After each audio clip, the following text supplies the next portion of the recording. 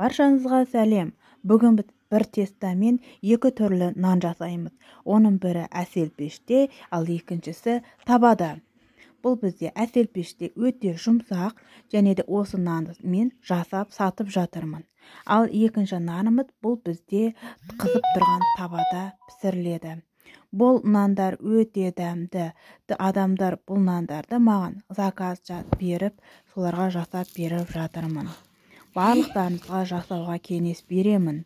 Өте қарапайым теста, ешқандай сүтсіз жасалынады. Ал енді біз кеттік. Бізге керекті заттар су, құмшекер, дрожж, май және де тұз қажет.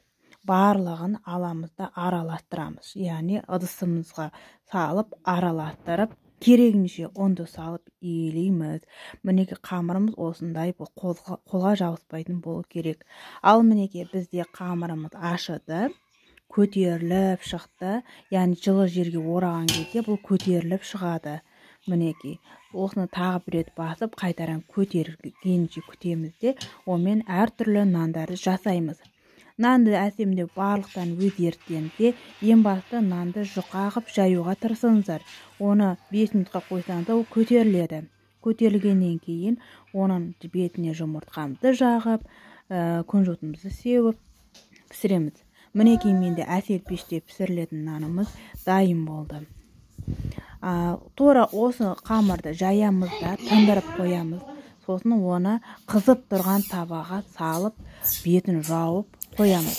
Бетін ашамыз да, қамырдың беті құрғақ болған кезде келесі бетіне аударып пісіреміз. Сосын келесі беті осын қызарып әдем болған кезде нанымыз дайын болды деген сөз. Қыздар, жасауға кеңес беремін. Жасаңыздар, үй іштеріңізді қуантыңыздар. Өте дәмді. Менің балдарым осы нанды өте қатты жақсы көреді. Мен тек осы рецепт бойынша ғана нанды жасаймын. Екінші нан қайтаран көрсете кетейін.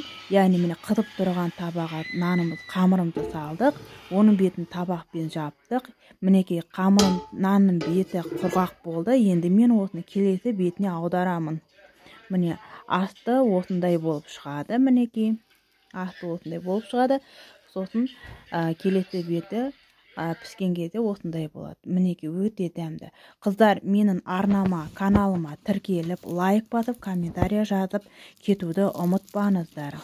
Барлықтарыңызға сәттілік тілеймін. Сау болыңыздар.